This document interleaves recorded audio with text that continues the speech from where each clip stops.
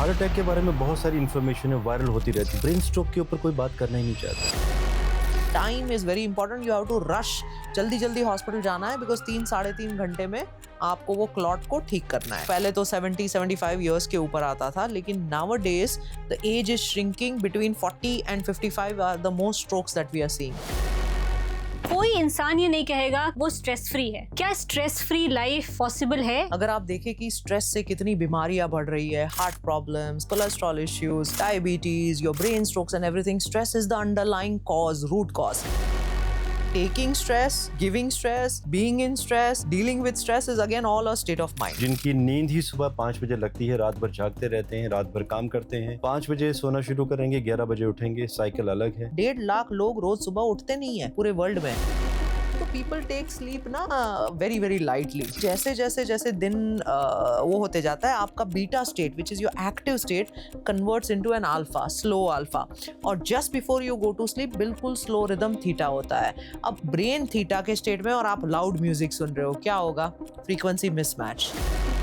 जैसे ही आप आउट ऑफ रिदम होते हो तो डिजीज आ जाता है। एक दिन की भी आपने स्लीप मिस कर दी,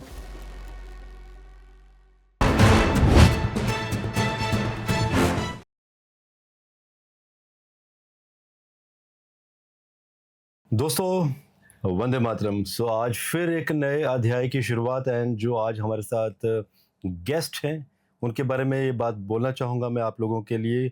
वो कहते हैं ना कि ज़िंदगी में वेल्थ, धन, लेकिन सबसे बड़ी जो स्ट्रेंथ होती है, धन होता है लाइफ में, वो होती है आपकी हेल्थ।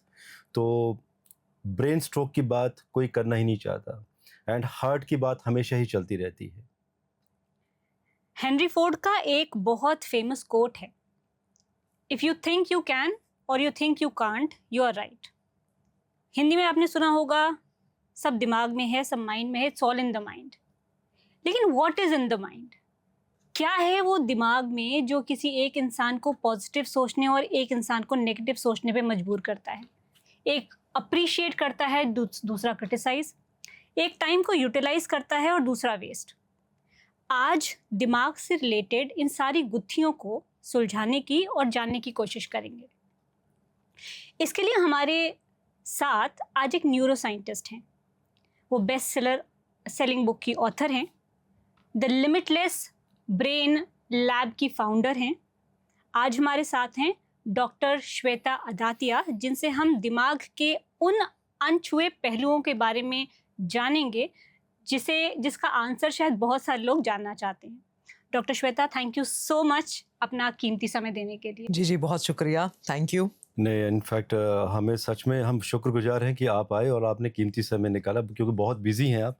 और मैं क्वेश्चन की शुरुआत नहीं, मैं बहुत इजी हूँ। मैं बिजी बिल्कुल नहीं हूँ। It's a state of mind. नहीं, वो तो आप सच में इजी हैं, क्योंकि जब आप आए तो आपने बहुत सारी बातें और बहुत टाइम भी दिया, ऑफलाइन भी बहुत सारी बातें हुई। तो मैं क्वेश्चन भी वहीं से शुरू करूंगा कि आप एक न्यूरो साइंटिस्ट हैं एंड साथ साथ में आप यौगिक विजडम को भी प्रमोट करती हैं। तो क्या यौगिक विजडम, स्पिरिचुअलिटी एंड साइंस, क्या एक ही सिक्के के दो पहलू हैं? ब्यूटीफुल। पहले तो मैं हमेशा कहती हूँ कि न्यूरोलॉजिस्ट मैं हूँ एके, लेकिन टेक्निकली ब्रेन प्लम्बर हूँ। तो ब्रोकन ब्रेन्स को मैं फिक्स करती हूँ। Now when I do that ना, तो मुझे खुद अच्छा नहीं लगता है कि सबसे इतना कीमती तोहफा good Lord has given such a great gift, वो टूटना क्यों चाहिए? सो आई एम अ ह्यूज मैं बहुत ही ज़्यादा प्रमोटर हूँ of preventive health. So preventive neuro science is my passion. अब जब भी कुछ प्रिवेंटिव चीज़ की बात आती है तो किस पे आती है? हमारा खाना, रहना, what are the daily things that we are doing. और वो हम इतने सालों से traditionally in our ancient wisdom so beautifully ये सब कुछ एक्सप्लेन किया गया है। तो हमारी लैब जो हम चलाते हैं उसका भी विजन, मिशन बोलो, ये यही है, ancient truths but modern proofs. और साइंस वर्सेस स्पिरिचुअलिटी जैसी कोई चीज़ नहीं होती है। बट आपने अच्छा पूछा कि वो दोनों क्या एक ही सिक्के के हैं। What I feel is spirituality is all pervading. Science क्या है ना, वो थोड़ा थोड़ा कोशिश कर रहा है स्पिरिचुअल विजडम को समझने की साइंटिफिक लेंस से। सो लेंस दोनों के अलग अलग है, but eventually what do we want, हमें एंड में चाहिए क्या? सुख, शांति, happiness, all of us are looking for what? हम ये सारे पॉडकास्ट भी करते हैं, लोगों से बात करते हैं, लोग हमारे पास आते हैं, चाहिए क्या? End of the day it's all about happiness. So यही हमारा विजन मिशन है. लेकिन आज के टाइम में भले ही सब पैसे के पीछे, करियर के पीछे भाग रहे हैं, एंड मिशन उनका हैप्पीनेस है, लेकिन आप किसी से भी पूछ लीजिए, कोई इंसान ये नहीं कहेगा कि वो स्ट्रेस फ्री है. अब स्ट्रेस आजकल 4th क्लास के बच्चे को भी है, होमवर्क का स्ट्रेस, राइट? जो अपना जीवन काट चुके हैं उन्हें अपने बच्चों का स्ट्रेस या अपने पोते पोतियों का स्ट्रेस. क्या स्ट्रेस फ्री लाइफ पॉसिबल है? क्या ये भी सिर्फ माइंड का ही खेल है? सो अच्छा बताया आपने. आजकल ना पहले I think pre covid there was a slightly different era. Post covid थोड़ा सा और अलग एरा है. हमारे करंट क्लिनिक्स में भी लोग आते हैं और exactly 15 year old, 16 year old, stress, you know, पढ़ाई का स्ट्रेस, इसका स्ट्रेस, और कितने बर्नआउट के केसेस आते हैं. टॉप सीईओज, परफॉर्मेंस लीडर्स, सब लोग बर्नआउट. तो ये सारी वर्ड्स और टर्मिनोलॉजीज एटलीस्ट मेरे टाइम पे भी नहीं थी. When I was growing around the teenage and all, it was never there, right? और stress has become a buzzword also, but at the same time a reality also. अगर आप देखें कि स्ट्रेस से कितनी बीमारियां बढ़ रही है, heart problems, cholesterol issues, diabetes, your brain strokes and everything, stress is the underlying cause, root cause. थोड़ा सा स्ट्रेस को समझते हैं कि अगर जीरो स्ट्रेस हो जाए, मान लीजिए कि लाइफ में बिल्कुल स्ट्रेस ही नहीं है, do you think life will work? No, definitely not. It will not work. So सबसे बड़ा स्ट्रेस यही होगा कि कोई स्ट्रेस नहीं है. exactly. And precisely, see, any pain that comes to you, I always say, fear that comes to you, any challenge that comes to you, there is always a hidden some form of a gift within that. There's a beautiful book called Gift of Fear. कि मान लीजिए हम पूरे fearless है, zero fear है, क्या हम survive कर सकते हैं? I would just walk down, मैं किसी से भी टकराऊंगी और फिर हो जाएगा जी खत्म, over. So every little thing which was designed by nature, there was a purpose. So stress कहीं ना कहीं 2 types के होते हैं. There's something called use stress, which means my body is just preparing. अरे एग्जाम आने वाला है, थोड़ा तो मैं प्रिपेयर कर लूँ, अब एंड पे, हाँ अब तो टाइम क्लोज आ रहा है, I have to start doing the things, right? तो उसको हम यूज स्ट्रेस कहते हैं. उसमें बॉडी की केमिस्ट्री जो है वो मुझे उस तक पहुंचने के लिए अलाइन करेगी, हेल्प करेगी. लेकिन दूसरा हिस्सा है डिस्ट्रेस, जहां पे ओवरशूट हो जाता है सब कुछ. मेरी सिंपैथेटिक सिस्टम एक्टिव हो गई, फाइट फ्लाइट इतना हो गया, फियर हो गया, फ्रीज हो गया, और सारा धीरे धीरे धीरे मेरी सिस्टम क्रैश होती है. सो क्रॉनिक स्ट्रेस, रोज थोड़ा थोड़ा थोड़ा थोड़ा थोड़ा unmanageable stress becomes a huge problem. तो चाहिए थोड़ा सा स्ट्रेस चाहिए, मुझे मोटिवेशन चाहिए, मेरा गोल होना चाहिए, पर्पस होना चाहिए, मुझे एक फायर भी होना चाहिए. That stress is required but not the distress. अब क्यों ये सब कुछ हो रहा है? कहीं ना कहीं I feel that they have not prepared this instrument. They have not thought about also that you can have a stress free life. अब मेरी लाइफ में आप अगर मेरी लाइफ का एग्जांपल ले तो क्लिनिक भी चल रहे हैं, सारे रिसर्चेस भी हो रही है, इतने पॉडकास्ट भी चल रहे हैं, ये भी चल रहा है. तो मेरी टीम भी कभी कभी पूछती है कि madam you are still available. I said again that availability is a state of mind. जो भी आप कमांड अपने ब्रेन को देते हो और जो आप आस पास से लेते हो और लेते हो, दोनों बहुत इंपॉर्टेंट है. If you tell your mind this cannot happen, it will not happen. और ये एक स्टडी में हुआ है, अभी फिलहाल ही मैं पढ़ रही थी, हार्वर्ड का एक बहुत अच्छा स्टडी आया है, that if you talk to your organ, it heals. Just merely talking to the organ. In fact, हमारी जो co-author है, मेरी एक और बुक आ रही है ग्रैटिट्यूड पे, तो मोनिका सिंगल जी है, उनका शुक्राना टू द ऑर्गन पे उन्होंने ग्रेड 4 कैंसर तक हील कर दिया है. Just talking to the liver or talking to the heart saying that look I love you and you have to get well. So अगर आप इतने इंटेंशन से अपने बॉडी को कमांड दे रहे हो कि भाई मैं everything is fine for me, everything is all right for me, automatically body की केमिस्ट्री वहाँ आ जाती है. दूसरा चीज़ है हम क्या लेते हैं. So the surroundings are very very important. जैसे ही आप सराउंडिंग ऐसे स्ट्रेस के एनवायरनमेंट में होते हो, चैलेंजेस के एनवायरनमेंट में होते हो, आप ना चाहते हुए भी you will start mirroring it. इसको हम मिरर न्यूरॉन थियरी कहते हैं. और बच्चे specially, that is the most important thing, क्योंकि बच्चे का 0 to 7 years के उसमें ना दे जस्ट इम्बाइब, उनकी सेंसरी प्रोसेसेस कंटिन्यूसली फॉर्म होते हैं. उनका मोटर आउटपुट, वर्बल आउटपुट और सोचने की वो डेवलप नहीं होती है, लेकिन सेंसेशन सारे जा रहे हैं. तो सबकॉन्शियसली उनका जो माइंड है वो प्रिपेयर हो रहा है. So again stress, taking stress, giving stress, being in stress, dealing with stress is again all a state of mind. इससे पहले कि नेक्स्ट क्वेश्चन आए फ्रॉम द सेम थिंग, क्योंकि हम स्ट्रेस की बात कर रहे हैं, आपने साइंटिफिकली बताया, अगर हम लेमैन की तरह देखें, हमारे हिसाब से 2 स्ट्रेस होते हैं, एक जस्टिफाइड स्ट्रेस, एक unjustified stress. As a parent मैं कह सकती हूँ कि मैं अपने बच्चे को अगर पढ़ा रही हूँ, उसकी फीस कहाँ से जानी है, ये मेरा एक जस्टिफाइड स्ट्रेस है। व्हाट इफ मेरे पास जॉब नहीं है। लेकिन एक जो बच्चा बढ़ रहा है, वो कह रहा है कि मेरे फ्रेंड्स को मेकअप करना आता है, या मेरे फ्रेंड्स ट्रिप पे जा रहे हैं, I am not that confident, हम उसको अनजस्टिफाइड स्ट्रेस बोलेंगे। बट क्या actually there is anything which is called unjustified stress, या वो बच्चों के लिए, बच्चों के एंगल से इट्स वेरी नॉर्मल? नहीं, विच इज ट्रू, बिकॉज वो कहाँ से आता है, it is coming from where. थोड़ा सा अगर हम स्ट्रेस को भी डिसाइफर करें, अगर उसको इक्वेशनल देखें, तो कंपैरिजन से आता है। इसने ऐसा किया, मेरे पास नहीं है। वो किससे आता है? मेरी एक्सपेक्टेशन से आता है। अपेक्षा को तो मैं कहती हूँ दुख की सुरक्षा है। Expectation is nothing but that, you know. कहाँ से आता है? तीसरा, मेरे खुद के कैपेबिलिटीज एंड माय एक्सपेक्टेशन के मिसमैच से आता है। तो कई सारी चीजें होती है जो स्ट्रेस के डिनोमिनेटर में होती है। अब किसी को भी अपना जो मिला है उसमें खुशी नहीं है, दे ऑलवेज फील इनएडिक्वेट कि वे बाजू वाले के पास अच्छी गाड़ी है, मेरे पास गाड़ी नहीं है। गाड़ी तो है, point A to point B, it's serving the purpose. तो ऐसे करते हुए यू नो वी क्रिएट वो स्पाइडर वेब जो है ना, वो हम खुद ही क्रिएट करते हैं। और मास्लोस के पिरामिड में अगर हम देखें तो यू नो द बेसिक क्या है भाई, चलो फूड वाटर शेल्टर ये वो हो गया, उसके बाद भी माइंड खाली नहीं रहता है, फिर आपको और कुछ आगे चाहिए। The end to more, there is no end to more, and that's why you have to shift to higher. एक पॉइंट के बाद ना, अभी हम लोगों ने एक इंटरव्यू किया था आयरन मैन का।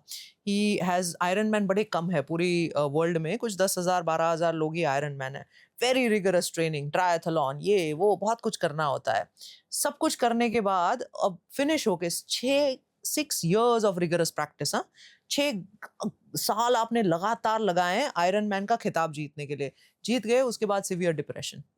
What is the purpose of life? Severe, like you know, bed-bound depression for 2 years, and then he had to lift himself out of it. और तब आके जाता है कि what is the ultimate purpose of your life? So that is all, you know, again you go back to the philosophy and you go back to spirituality. So even health is nothing without spirituality. कुछ साल पहले ना WHO ने health की definition में से spirituality निकाल दिया था। भाई फिजिकल, मेंटल, इमोशनल, स्पिरिचुअलिटी की जरूरत नहीं है। फिर उनको लगा कि यार स्पिरिचुअलिटी की हेल्थ में इतनी इंपॉर्टेंस है, and they had to reintroduce it. So spirituality is sort of a base for everything also. In fact I do agree with you, because मैं ऐसे किसी व्यक्ति को जानता हूँ, नाम तो नहीं ले सकता because he is a very popular face. उन्होंने ट्रायथलॉन वगैरह तीसरी बार जीत चुके हैं और काफ़ी उम्र वाले हैं। जो भी मैंने उनकी रूटीन देखी है, तो सुबह उठना टाइम पर, खाना, एक्सरसाइज करना, एक रूटीन में जो पोर्शन बना हुआ है खाने का, तो वही रूटीन है उनकी पूरा दिन। दोस्तों से दूर, फैमिली से दूर। तो मैं इनफैक्ट सोच भी रहा था कि क्या ये स्ट्रेस में तो नहीं जा रहे हैं, क्योंकि मैंने जब उन्हें देखा तो मुझे लगा कि ये कैसी लाइफ है ये, क्योंकि उनको 4th टाइम अभी ट्रायथलॉन पे जाना है। तो मुझे वो, but he was very happy.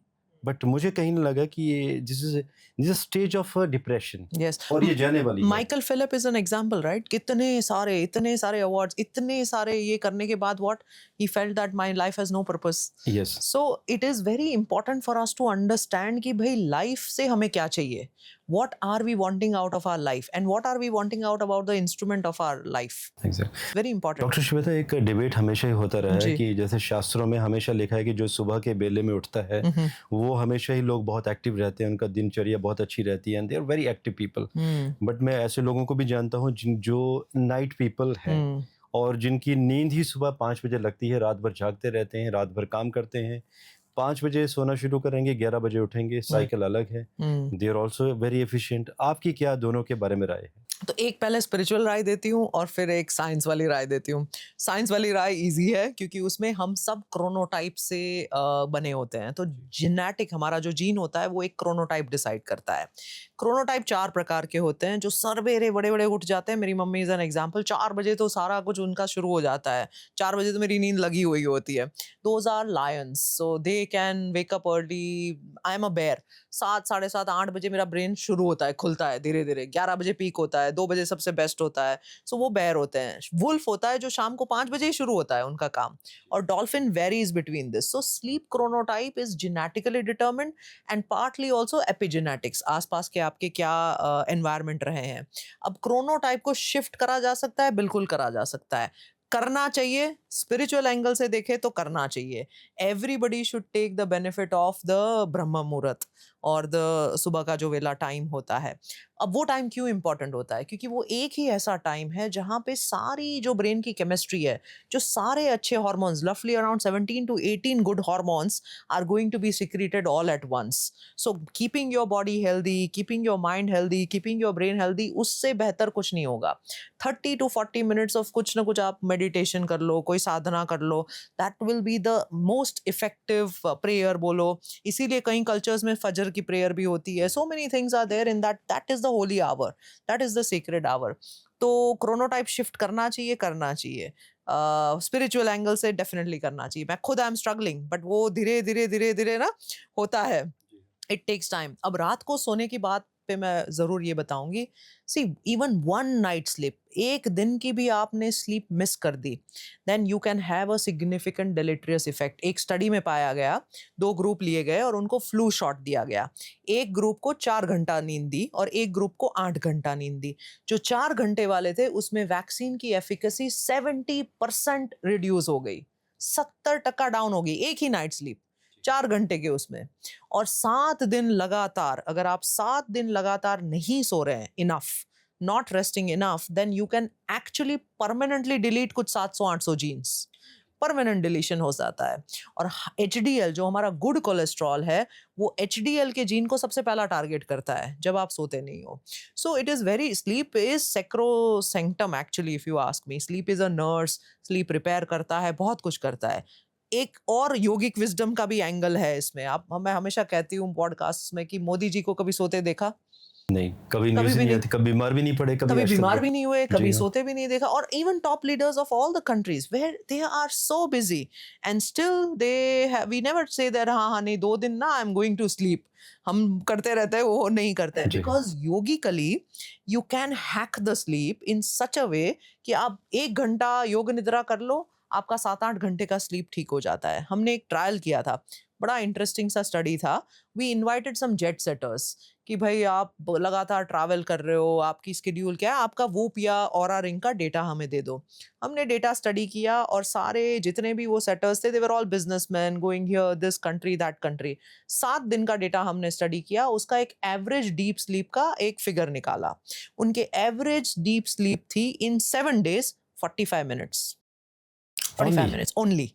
अब नॉर्मल कितनी चाहिए? 2 to 2.5 hours in an 8 hour sleep. Yes. अब हमने क्या करा कि हमने उन सबको योग निद्रा के लिए इनवाइट किया और हमने एक लैब में न्यूरो योग निद्रा डिजाइन किया है. योग निद्रा इतना पावरफुल टेक्निक है योगिकली कि इसका कोई इट इज अ मार्वल, मैं बोलती हूँ. उसमें क्या होता है, सबसे अच्छा जो योग निद्रा होता है वो इमीडिएटली आपको ब्रेन के डीपेस्ट ऑफ डेल्टा में लेके जाता है. Delta is a wave which is the slowest wave और वहां पे आपका रिपेयर रीजनरेशन होता है. वहां से निकाल के आपको सीधा gamma which is your most super fast wave वहां पे लेके जाता है.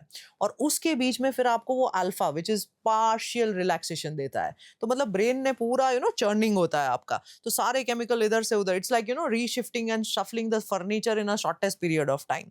तो योग निद्रा जब हमने कराया, 35 मिनट्स के योग निद्रा में डीप स्लीप आया 31 minutes.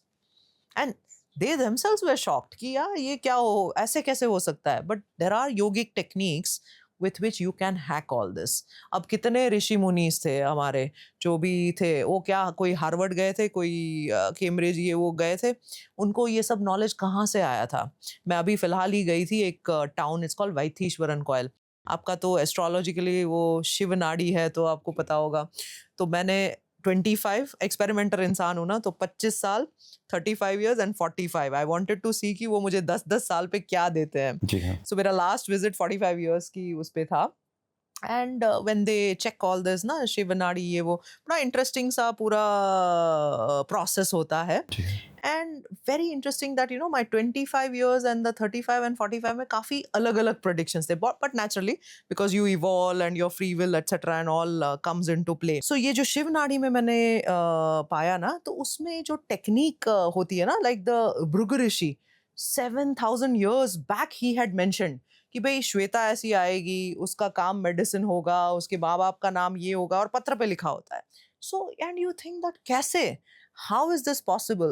So at that time there was no intelligent quotient, it was all intuitive quotient. सो जो भी विजडम आता था, नॉलेज आता था, वो सीधा डाउनलोड से आता था. So it fascinates me. तो उनका जो स्लीप का ये था ना, आप देखते होंगे कि, और there is another even angle, yogic angle to it. आप लोगों को भी कभी कभी ना, you should have a look at it. मैं काफ़ी पेशेंट्स को भी बताते रहती हूँ कि जब आप सो जाते हैं ना, तो जस्ट ट्राई टू सी कि विथ योर इंडेक्स फिंगर कितनी सांस, आपकी लेंथ क्या है सांस की. अब फॉर एग्जांपल अभी देखते हैं कितना है मेरा. Mine is somewhere here. जितना जितना ज़्यादा आता है ना, which means your mind is over active. Over active. रात में स्लीप में क्या होता है? I think we should ask the audience, let them comment कि उनका क्या वो है, और अब बाद में हम इसका राज बताते हैं. Let's keep it for the ठीक ऑडियंस. है, तो फिर दोबारा बुलाएंगे आपको. बिल्कुल. यस, ताकि अगली बार पूछेंगे कि भाई आपके क्या एक्सपीरियंसेस रहे और Yeah. इसके एग्जैक्ट मीनिंग क्या निकलता और इसके बाद हाँ, मीनिंग क्या निकलता है, and how it will influence their life, most जी. इम्पोर्टेंटली. सो आई थिंक आज बहुत सारे लोगों के डाउट्स क्लियर हुए होंगे, क्योंकि मेरे भी आज ही क्लियर हुए. क्योंकि बहुत सारे लोग ये कहते हैं कि 6 घंटे की नींद इम्पॉर्टेंट है, good sleep is important, quality sleep is important, quantity of sleep is not important. But कोई ये नहीं समझा पाता है कि अगर कोई 6 घंटे सो रहा है, उसके बाद भी सुबह टायर्ड क्यों उठ रहे हैं. Because I think the deprivation is of not sleep, deep sleep. Yes, very deep sleep is very important. Very that true. Quality sleep is very important. Very true. No matter आप 8 घंटे सोएं या 12 घंटे सोएं, अगर deep sleep नहीं है तो that make. Yes, correct. और melatonin जो हमारा मेन हार्मोन है, इट्स कॉल्ड वेम्पायर हार्मोन, जो आपको डीप स्लीप में डालता है इनिशियली. क्योंकि इनिशियली आपकी नॉन रेम जो कि डीप स्लीप होती है, उसके बाद आपकी rapid eye movement which is not so deep होती है. तो वो अल्टरनेट साइकिल होता है. तो सबसे पहला मेलेटोनिन वहाँ पे घुसने के लिए 11 से 11:45 तक सिक्रेट होता है. अब 12 बजे तो लोग खाना खा रहे हैं आजकल. सो कहाँ कोई वो है कि आप अच्छी क्वालिटी स्लीप से करो. और क्वालिटी स्लीप के इतने सारे डेटा है. Sleep, it's called the beauty sleep. आपकी स्किन को भी ग्लो कर सकती है. आपके सारे हॉर्मोन्स, एंडोक्रिनोलॉजिकली, डायबिटीज तक को आप, if you adequately sleep, there are studies which have shown that your sugar can get controlled. So मतलब एवरी फैसेट ऑफ लाइफ, हर एक उस पे स्लीप काम करता है. That is good sleep is a remedy for a lot of problems. Absolutely, sleep is medicine. Absolutely. ऐसा sleep medicine पे नहीं जाना है, स्लीप इज मेडिसिन. सो इसी पे अगर क्योंकि हम नींद की बात कर रहे हैं, जो अच्छे से सोएगा उसका दिमाग अच्छे से चलेगा, इन कोलोकियल लैंग्वेज. एक और बहुत कंफ्यूजिंग टर्म है. बहुत सारे लोग कहते हैं, इन टेक्निकल लैंग्वेज हम उसको कहेंगे प्रैक्टिकल थिंकिंग या लॉजिकल थिंकिंग, और एक होगा इमोशनल थिंकिंग. बहुत सारे लोग कहते हैं हम दिल से मत सोचो, दिमाग से सोचो. अब दिल के पास तो दिमाग होता नहीं है. नहीं, दिल के पास है दिमाग. अभी latest research says that 40 to 50,000 of brain cells are found in the heart. तो दिल के पास भी थोड़ा दिमाग है. तो ये दिल से सोचने और दिमाग से सोचने का न्यूरोलॉजिकल पर्सपेक्टिव क्या है? Beautiful question. उसके लिए मुझे ब्रेन लाना पड़ेगा. सो पहले तो heart has shown some brain cells, and heart brain coherence is a very very important thing, कि आपका दिल का connection into the brain system कैसे चल रहा है. सो ब्रेन में क्या होता है, 3 बेसिक पार्ट्स होते हैं. ये ब्रेन स्टेम हो गया जहाँ पे आपका ब्रीदिंग हो रहा है, और brain stem is a very very important thing, क्योंकि सर्वाइव ही, आप जब कोमा में जाते हो, ब्रेन डेड होते हो, तो that means this is not working. उसके बाद इमोशनल ब्रेन होता है. Emotional brain is the most important brain, because सारे प्रोसेसेस वॉचिंग करता है वो. It's like a little watch guard. अरे ये थ्रेट आ गया, चलो मुझे, I have to work on it. It's always always wanting to protect you. And love, compassion, care, जो भी आपकी पेन, फियर, फीलिंग्स, जो भी षड रिपु, काम, क्रोध, लोभ, मोह, मद, मत्सर, जो भी आप बोल लो, everything is coming into this emotional brain. Emotional brain में 4 ही एफ से ऑपरेट होता है. फाइट, फ्लाइट, फियर और फ्रीज. कुछ भी आ गया, अरे ये तो मुझसे नहीं होगा, फ्लाइट. और उसके बाद वाला जो कॉर्टेक्स है, जो पूरा बाकी का पार्ट ऑफ द ब्रेन है, उसको हम कहते हैं नियो कॉर्टेक्स और न्यू कॉर्टेक्स. वो बाद में ह्यूमन में स्लोली इवॉल्व होके आया. This is what differentiates us from the animals. और ये प्री फ्रंटल कॉर्टेक्स के पास सारी एबिलिटीज होती है. एग्जीक्यूटिव फंक्शन, प्रॉपरली कैसे मैं डिसीजन लूँ, एक से आगे कैसे ये काम करूँ, and it controls the emotions. तो जो आप बोल रहे हैं ना कि लॉजिकल थिंकिंग, कि मैं दिमाग से क्या सोचूं, तो ये वाला दिमाग है. और जब मैं बोलती हूँ कि oh I am emotionally reactive not responsive, it comes from this limbic system. और ये वाला जो होता है ना, शॉर्ट लिव्ड होता है, तुरंत के तुरंत. उसको अब जैसे गुस्सा थोड़ी है, अरे हाँ एक काम करो, आराम से गुस्सा करेंगे, आराम से कोई गुस्सा नहीं होता है. अच्छा, और एक ट्राई भी करेंगे, have a happy face. If I smile and if I this, उस टाइम पे आप नेगेटिव थॉट लाके देखो, नहीं होगा. So every single physiological process is intricately connected. मैं काफी टाइम एक एक्सरसाइज भी कराती हूँ कि आप खड़े हो जाओ और यस यस यस बोलो. ऑटोमेटिकली आपकी जो बॉडी का पोस्चर है ना, वो चेंज हो जाएगा. It will be forward bending कि हाँ आई एम रेडी. जैसे ही आप no no no no no no बोलोगे, वो पीछे चला जाएगा, simply by saying that.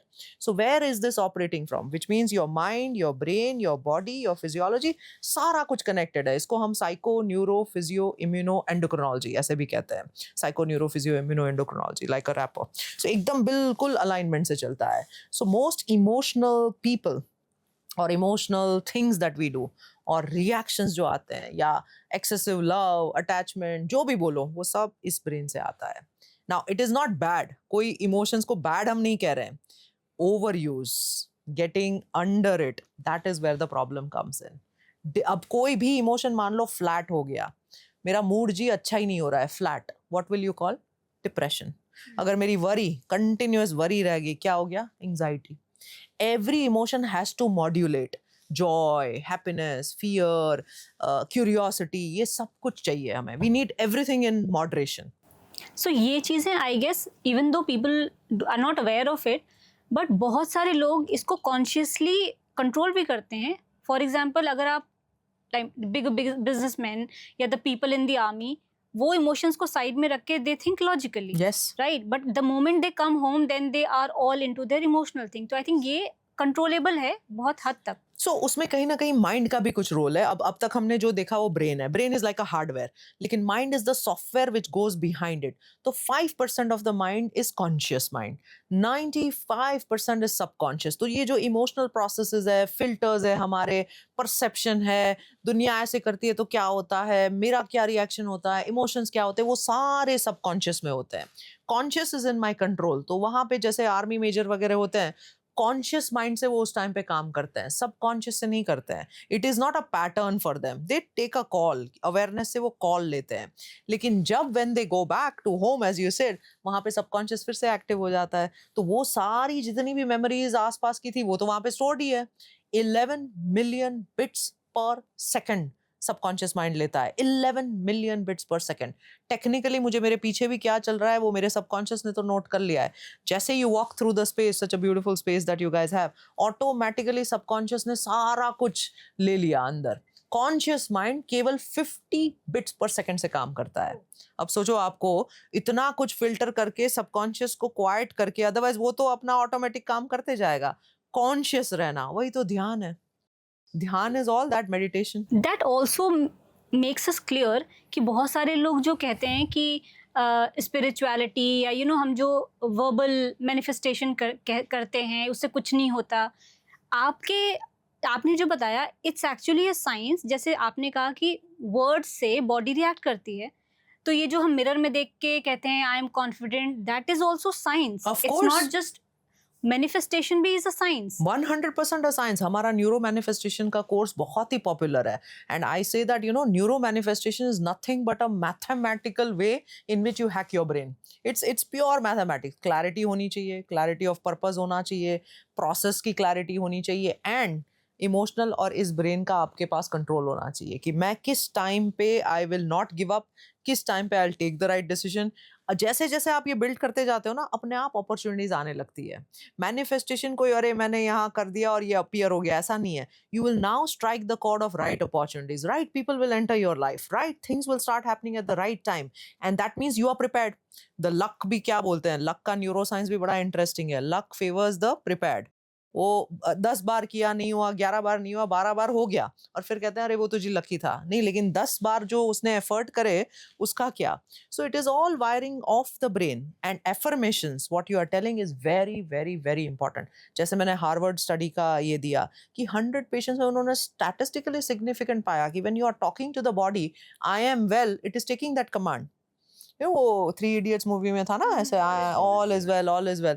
It is right because it is giving a chemistry to your brain कि हाँ ठीक है, आप फुसला रहे हो ब्रेन को, लेकिन वो तो उसको थोड़ी पता है कि बाहर क्या हो रहा है, अंदर क्या हो रहा है. It will take that command. I think कौन बता रहा था, आप ही बता रहे थे कि जो अगर मुझे उठना है तो मैं 15th मिनट पे उठ जाता हूँ. Who is doing that? तो वही मैं अभी मेरा क्वेश्चन भी उसी में था. भाई मुझे पता है, I am a mind reader. In fact doctor Shweta, बहुत सारे लोग परेशान रहते हैं नींद को लेकर. और कई लोगों के क्वेश्चन भी होते हैं कि क्या जो नींद होती है उसमें जब लोग सोते हैं और सपने देखते हैं, क्या उसके कोई मायने होते हैं? जैसे कि कुछ लोग ऐसे हैं कि सपना देखेंगे, स्ट्रेस में जाएंगे, सुबह स्ट्रेस से उठते हैं, लेकिन उन्हें ये नहीं मालूम होता कि सपने में क्या देखा है. कुछ लोग ऐसे होते हैं जिन्हें पूरा मालूम है कि सपने में क्या देखा है, पूरा सपना सुना भी देते हैं और स्ट्रेस में भी रहते हैं. नहीं, it's a brain has, there are 300 clocks in the body. हम तो एक सर्कैडियन रिदम की बात करते हैं. There are 300 micro clocks in the body. अब सोचो, आपकी एड्रिनल ग्लैंड को पता है एग्जैक्टली इस टाइम पे ये केमिकल डालना है. जैसे ही आप खाना खाते हो, इंसुलिन आ जाता है ग्लूकोज को कम करने के लिए. हाइड्रोक्लोरिक एसिड को बोलना नहीं पड़ता है कि भाई आजा भाई, अब खाना आ गया है. हम सबको धक्का मारना पड़ता है. एक भी बॉडी के प्रोसेस को ये करना नहीं पड़ता है. और इन सब का जो कमांडर है वो तो यहाँ बैठा हुआ है. अब सोचो, आप आर्मी वगैरह में ना, मिलियंस की soldiers are there and lots of gun is there. जब तक आर्मी का कमांडर शूट नहीं कहता है, क्या है वो सारा कुछ बेकार पड़ा होता है. तो जो शूटिंग वाला एक है पिट्यूटरी और हमारा हाइपोथैलेमस, जो मेन कमांडर है, वो कमांडर इन चीफ कहता है कि जी बस अब उठना है. तो सारे लोग प्रिपेयर हो जाते हैं अपने उसके लिए. And dreams itself is, people are right now a lot of research is going on कि ड्रीम की थेरेपी. तो आप जो टेक्निकली बोल रहे हैं ना, वो एक थेराप्यूटिक बात कर रहे हैं. आप ड्रीम को डिजाइन कर लो. आपको क्या, बिकॉज द ब्रेन उस स्टेट पे वो सारे केमिकल्स बना लेगा जो आपको चाहिए बाद में. So when you install your thing into the dream, then it will become a reality. और काफी लोग बड़े नाइटमेयर के साथ उठते हैं, बड़े डिस्ट्रेस हो जाते हैं. That means that there has to be some past traumas, something जो उनकी बचपन में गुजरा होगा, या उनकी even for that matter past life. I think जो भी सबकॉन्शियसली हुआ होगा, वो धीरे धीरे धीरे करके उस स्लीप के टाइम पे वो सरफेस होता है. And they can not face it, and that's how the nightmares and all come. Now the dream आना चाहिए कि नहीं आना चाहिए, वो भी एक सबसे बड़ा किसी का सवाल होता है. If you are having a very good quality sleep, very perfect and thorough sleep, then आपको शायद ड्रीम्स नहीं आएंगे. If your sleep is not very good technically, तो there are chances that you will dream more. When you will dream more, आप ज्यादा थकोगे, सुबह में उठ के ग्रॉगी फील करोगे, अच्छा नहीं फील करोगे. You are an exception because it is serving you, it is helping you. क्योंकि मुझे मालूम भी होता है नींद में भी कि मेरे बाजू में हो क्या रहा है. हाँ, exactly, because that's a very different but मेरी नींद भी पूरी होती है. हाँ, and it's a good idea. आपका भी वो थोड़ा सा ना एक आध ऑब्जर्व करेंगे to see how much is the deep ये स्लीप. कोई टेक्निकल डिफेक्ट है बॉडी में. हो सकता है Mind में. Manufacturing defect. और I am a huge data person, I am like कि जो आप मेजर करोगे ना, वही आप मैनेज कर पाओगे. सो हम इसके पहले भी ऑफ स्टूडियो बात कर रहे थे that mouth breathing is very bad. तो छोटी छोटी चीजें होती है, लेकिन it gives a huge influence on your health. And health आती है तो वेल्थ तो आती है. लेकिन हम क्या करते हैं ना कि बैंक बैलेंस के पीछे रहते हैं, ब्रेन बैलेंस का तो कोई वही नहीं होता है. So that is the reason why these conversations are very important कि भाई जागो, सपना वो क्या है, सपने में से जागो. हकीकत में सपना देखो, सपने में सपना नहीं देखना है. इनफैक्ट और भी बात कहना चाहूँगा डॉक्टर श्वेता, बचपन से ऐसे हो रहा है कि मैं सच्चे सपने देखता हूँ. वो मेरे घर वालों को मालूम है. और कई बार रात को नंबर्स देखता हूँ, मैं सुबह बता देता हूँ या टाइम बता देता हूँ कि शाम को अराउंड 4 बजे ये होने वाला है इवेंट. तो इसको हम प्रीमोनिशन कहते हैं. And there are few people in the world, so you are a rare exception into that. And that's why possibly your predictions are also happening, क्योंकि वो ऑलरेडी जो घटना घटने वाली होती है ना, उसका आपको अभी फॉर एग्जांपल कॉमन अगर लोगों के बात करें तो there is something called deja vu. Yes. अरे मैं यहाँ पे आई हूँ, I feel very same thing I am feeling with you guys. जैसे मुझे लग रहा है कि हम पहले मिले हैं, although we haven't met before, right. तो उसको हम डीजा वू कहते हैं. सो दैट मीन्स कि brain somewhere sometimes would have registered that. And same way brain can predict also, तो उसको प्रीमोनिशन कहते हैं. तो ये पॉसिबल है और ये डेवलप भी किया जा सकता है. The beauty is if you go to yogic wisdom, अभी कोई टेक्निक्स वगैरह में देखते हैं ब्लाइंड फोल्ड होते हैं, लेकिन they tell the colours, they tell and the texture of all. अभी मैं एक शो में गई थी, बड़ा इंटरेस्टिंग सा शो था. इट इज कॉल्ड मेंटलिस्ट और दुबई में हुआ था.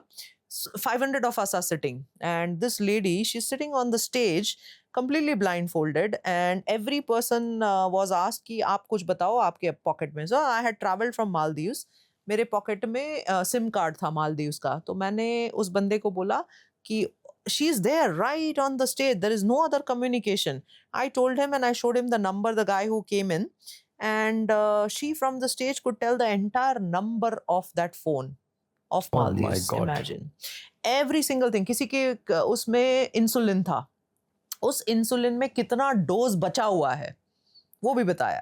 एक दवाई थी किसी के उसमें, उसका मैन्युफैक्चरर कौन है वो बताया. पॉकेट में है दवाई, जी. उसका मैन्युफैक्चरर. तो ये तो हो गया, चलो एब्सोल्युटली फैसिनेटिंग. उसके बाद उसने 2 दिन पहले वाला वीडियो दिखाया कि इतने लोग रूम में होंगे, इतने लोगों के पास इंसुलिन होगा, इस बंदे के पास लाल रुमाल होगा, इसका नाम ये होगा और ये मालदीव्स का सिम होगा. 2 दिन पहले. So you can predict, you can, मतलब अगर हम स्पिरिचुअल उस पे बात करें तो again you know as I was telling you guys कि शायद ये एक पूरा भी बड़ा सपना है, बट इट्स वेरी फैसिनेटिंग. मुझे बड़ा फैसिनेट करता है. डॉक्टर श्वेता, आप ब्रेन मैपिंग करके करियर पर्सनालिटी मैपिंग करते हैं. इन वन वे तो ये बहुत फैसिनेटिंग है, राइट? बट आपको नहीं लगता कहीं ना कहीं ये डेंजरस भी है फॉर समबडी, इस एप्रीहेंशन से कि अगर मेरा ब्रेन स्कैन ठीक नहीं आया तो वो सेल्फ वर्थ अफेक्ट नहीं होगी उसकी? Great question. तो पहले तो 2 पार्ट्स में डिवाइड करते हैं. जो हम करियर के लिए करते हैं उसको हमारा प्लेटफॉर्म है डिकोड माई ब्रेन. तो मेरी जो किताब है वो पूरी it's entirely designated for that purpose. So इसमें हमने एक डिजिटल सिस्टम बनाया है कि आप कुछ क्वेश्चंस के आंसर करें, उसके हिसाब से आपका ब्रेन के थिंकिंग प्रोसेसेस कैसे हैं. Are you creatively aligned, are you analytically aligned, are you linear, structural, are you having a flair for communication, ये वो सारा कुछ क्वेश्चन के उसमें निकल आता है. इनफैक्ट जो टेक्निक हमने अडॉप्ट करी है और जो मेन होल ब्रेन थिंकिंग है वो 90% of the Fortune 500 companies are using for their team building processes, customer processes, product management, product design, etc. तो बहुत ही robust system है. So एक बार उसकी specificity 87% है. आपने एक बार वो digital system से पता कर लिया कि मेरा brain ऐसे चल रहा है, 87% specific कि आप जो भी predict होगा वो सही आएगा. Now why does that? And now for example you gave me that report. Now your question is, will I get biased by it? कि एक बार मैंने ये देख लिया तो मुझे लगेगा कि या तो मेरा ये होगा और या तो मुझे डर भी हो जाएगा कि मेरे पास ये नहीं है. Now the beauty in the brain is the moment the feedback comes to the brain ना, it will rearrange by itself. Oh. That is the beauty of the brain. और मैंने जितने भी एक्चुअल जो EEG स्कैन्स भी किए हैं, हम आपका भी एक करेंगे. सो इलेक्ट्रोएन्सेफेलोग्राम, जो कि आप सिंपल सी एक 20 मिनट्स की प्रोसीजर होती है, वहाँ पे आपको ब्रेन का परफॉर्मेंस पता चलता है. यहाँ पे आपको पता चला कि ब्रेन थिंक कैसे कर रहा है, लेकिन परफॉर्मेंस व्हेन आई से इज अटेंशन कितना है, फोकस कितना है, मूड कैसे जा रहा है, मेमोरी कैसे है, सोने का जैसे ये स्लीप की एफिशिएंसी पता चलती है, दोनों साइड का बैलेंस कैसे चल रहा है, हर एक वेव का फंक्शन क्या चल रहा है. तो lot of parameters come out. अब जैसे ही ब्रेन को पता चलता है ना, ओ ये तो ओवर थिंकिंग वाला ब्रेन है, I am not able to calm down, the moment you put the report in front of the person ना, the brain will start to reorganise itself. आपकी बुक एक बार दिखाएंगे. मैं चाहता हूँ व्यूअर्स भी हमारे ये बुक देखें. सो दोस्तों, आप लोगों से एक गुजारिश भी है मेरी कि डॉक्टर श्वेता की बुक बाई करें. And brain is very very important, क्योंकि अक्सर हम हार्ट अटैक की बात करते हैं लेकिन ब्रेन स्ट्रोक की बात करते नहीं. आप अपने कोर्स के बारे में भी बता रहे थे, वो ऑनलाइन देती हैं? हाँ बिल्कुल, limitlessbrainacademy.com पे सारे कोर्सेज है. सो दोस्तों, आप लोगों ने सुन लिया है, डॉक्टर श्वेता ने बता दिया है. तो आप लोगों को कोई ऑनलाइन कोर्स चाहिए तो प्लीज़ ज्वाइन कीजिए कोर्स की. And this is the book. Yes, thank you. और मेरा एक क्वेश्चन भी है इसके साथ साथ डॉक्टर श्वेता. जैसे आपने एक वीडियो में कहा था कि रात को 10 बजे से लेकर 1 बजे तक आप अपने ब्रेन को डिटॉक्स कर सकते हैं. तो इसका मतलब यही हुआ कि आपको टाइम पे सोना है एंड 10 बजे के अंदर अंदर सो जाना है. I belong to Himachal. जब मैं पहुंचता हूँ वहाँ घर जाता हूँ तो रात को 8:30 बजे सो जाता हूँ मैं, क्योंकि 3:30 बजे उठना होता है. लेकिन व्हेन आई एम इन नोएडा तो 12-1 बजे 1:30 भी बज जाता है, लेकिन उठता वही 5:30-6 बजे. अब ये कैसे पॉसिबल है? सो पहले तो डिटॉक्स की बात करते हैं. See what has happened is, हम इतने हाइपर स्टिमुलेटेड एनवायरनमेंट में रहने लगे हैं अब ना. पहले के टाइम से अभी बोलते हैं अरे अटेंशन डेफिसिट बहुत बढ़ गया है, पर अटेंशन बढ़ गया है तो स्टिमुलस भी तो बढ़ गया है ना. we are only focusing on the disease part of it or the disorder part of it, but normal lives कैसे हो गई है. डिनर सारे 10 बजे के बाद हो रहे हैं, हालांकि सनसेट से पहले, बिकॉज जो सन की एंट्रोपिक शक्ति होती है, जो पावर होता है, वही आपकी जठराग्नि में वो होता है. So everything was very scientific, कोई आउट ऑफ साइंस था ही नहीं. तो आइडियली जैसे आप कहते हैं 10 बजे से पहले डिटॉक्स करना शुरू कर देना चाहिए। क्यों? क्योंकि जैसे दिन वो होते जाता है, आपका beta state which is your active state converts into an alpha, slow alpha, और just before you go to sleep बिल्कुल स्लो रिदम थीटा होता है। अब ब्रेन थीटा के स्टेट में और आप लाउड म्यूजिक सुन रहे हो, क्या होगा? Frequency mismatch. Brain theta state में है और उस टाइम पे आप टीवी पे कोई ऐसा प्रोग्राम देख रहे हो, न्यूज़ देख रहे हो, आप उस स्टेट में आप उसको उल्टा करवा रहे हो। So you have to match, it is all, brain is all about alignment of its rhythm. Cosmic rhythm हो गया, यूनिवर्स का रिदम हो गया, बॉडी का रिदम हो गया, सर्केडियन हो गया। जैसे जैसे रिदम रहता है ना, तब तक हेल्थ रहती है।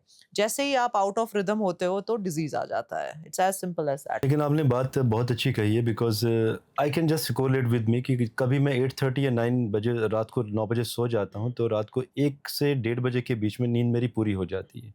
उसके बाद सोना डिफ़िकल्ट है। फिर मैं या तो बुक पढ़ता हूँ जब मैं हिमाचल में होता हूँ, बिकॉज आज भी हमारा कल्चर ऐसा है कि अगर थोड़ी सी भी आवाज़ हुई तो पापा डांट लगाने आ जाएंगे, मम्मी डांट लगाने आ जाएगी कि भाई सो जाओ चुप करके। तो ये भी होता है।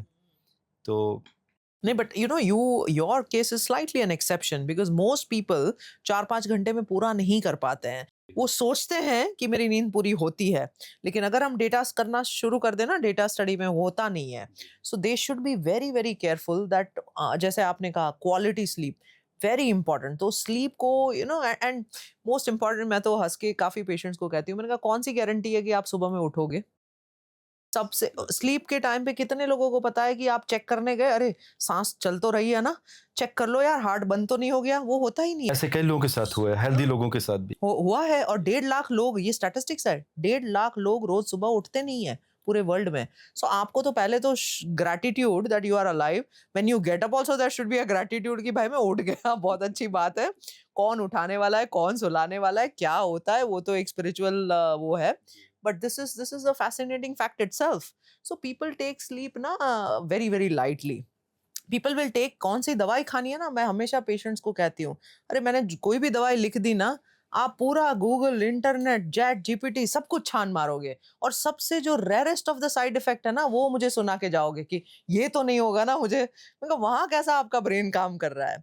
तो जो नॉर्मल हेल्थ की चीज है, sleep is a health frequency, वहां पे क्यों रिसर्च नहीं करते हो? वहां पे क्यों जाके आप यही सारी चीज जेपीटी को क्यों नहीं करके आते हो? और उन्होंने क्या किया, वो सबकॉन्शियस माइंड में वो डेटा एंट्री भी गलत ले ली उन्होंने हाँ, बिल्कुल, अकॉर्डिंगली। बिल्कुल गलत ले ली। एक बार वो गलत ले ली, फिर खत्म ना, फिर तो माइंड वहीं पे स्टक हो जाता है। यस। एंड मैं तो कुछ एक्सपेरिमेंट्स अपने आप ही उसमें करते रहती हूँ। I don't know, we can share it with the world, because कोई वो नहीं है, बट क्योंकि ये हकीकत है। If you tell a patient दवाई देने के बाद कि भई जी कल 2 बजे आपको ना सर दर्द होगा, 3 बजे नौशिया होगा, 4 बजे वॉमिटिंग होगा और आप ठीक हो जाओगे। वही सेम दवाई आप दूसरे को दो कि बस नौशिया होगा 2 बजे और उसके बाद तो आप ठीक ही हो जाओगे और कुछ नहीं होगा। एग्ज़ैक्टली सेम चीज़ वापस होती है। The placebo effect just fascinates me. बड़े-बड़े क्लिनिकल ट्रायल्स होते हैं जी। हाँ, माइग्रेन की दवाई स्टैटिस्टिकली सिग्निफिकेंट, अब स्टैटिस्टिक्स 53%, यहाँ पे प्लेसिबो 36%। 36% काम तो करा ना? यस। कहाँ से करा? आपको पानी दिया गया और बोला कि ये आप पे काम कर रहा है, तो आप खुद ही कर लो वो placebo effect. And that's why mindset plays a very important role in the health. कुछ सालों पहले मुझे रूमेटॉइड आर्थराइटिस डायग्नोस हुआ था। ठीक है। एक जॉइंट चला गया, दूसरा जॉइंट, और मेरे सारे दोस्त तो फिर डॉक्टर्स ही रहते हैं। So the doctor said no no, RA is positive, rheumatoid arthritis. बड़े सालों पहले बात है, I was a medical student. So rheumatoid arthritis positive है, आपको जी दवाई लेनी पड़ेगी, life time immunosuppressant. I said I refuse to accept that, RA is not welcome in my body's house. मैं रिफ्यूजल, इस्तीफा, नहीं चाहिए, you are not required. I started to put an intention that there is no RA, there is no rheumatoid arthritis. My joints are completely healthy, completely functional, theta state में. When your brain is into that little subconscious this and all. दूसरी तीसरी बार में वो बोल रही है कहाँ गया? वो कुछ गलत तो नहीं था? लैब का रिपोर्ट नेगेटिव। ब्रेन को सिग्नल ही ऐसे ब्रेन दे को दिया। सिग्नल ही ऐसे दे रहे थे आप। अब अगर मैंने उस टाइम पे एक्सेप्ट कर लिया that I have rheumatoid arthritis, and since a medical student I know everything about rheumatoid arthritis, कि उसमें तो ये भी प्रॉब्लम आता है जी, ये भी प्रॉब्लम आता है, वो भी प्रॉब्लम आता है, problem he problem. So it is all about your awareness. And most people, अब सोचने वाली बात यह है कि मेरे पास कई लोग आते हैं स्टमक वगैरह में, एब्डोमेन में 5-5 केजी के ट्यूमर मिलते हैं, जी। उनको अवेयरनेस ही नहीं होती है। तो इंटरनल अवेयरनेस ब्रेन के एक एरिया से आती है जिसको हम सिंगुलेट कहते हैं, इंसुला कहते हैं। तो वो सिग्नल पहले ही दे देता है कि ऐसा होने वाला है, और वो अवेयरनेस लाना हमारे लिए बहुत ज़रूरी है। अब वो अवेयरनेस पहले कहाँ आएगी? जब आपके पास अच्छा अल्फा बनेगा ब्रेन में। अल्फा बनाने के लिए 5 मिनट रोज आंख बंद करके बैठना होगा। मैं कई सारे लोगों को वर्ल्ड ओवर ये सवाल पूछती हूँ कि ऑडिट करो, दिन में कितनी बार आंख बंद करके आप बैठते हो? और आंसर क्या आता है पता है? शॉकिंग है प्रशांत जी, 0। कोई कोई कहता है करते ही नहीं है। अब सोने जाते हैं, भाई सोने जाते हो तब आपने अलग वेव बना लिया, तब डेल्टा है, तब आपका अल्फा नहीं बना है। तो 5 मिनट के आईज क्लोज में जैसे जैसे अल्फा बनता है, अल्फा पीक बढ़ने लगता है, आपकी रीडिंग की क्षमता बढ़ती है, आपकी क्रिएटिविटी बढ़ती है, प्रॉब्लम सॉल्विंग एबिलिटीज बढ़ती है, एनालिटिकल एबिलिटीज बढ़ती है, और ये हमने स्टडीज में पीक परफॉर्मर्स के साथ देखा है। सो इतनी सिंपल सी चीज, but people are not doing it. नहीं, I am a very big fan of this manifestation, क्योंकि मैंने प्रैक्टिस किया है। आई थिंक आज से 16 साल या 17 साल पहले मैंने जोसेफ मर्फी की बुक पढ़ी थी, the power of your subconscious mind. तब ये नहीं पता था कि how neuro science is working. All I know कि मैनिफेस्टेशन इज वर्किंग।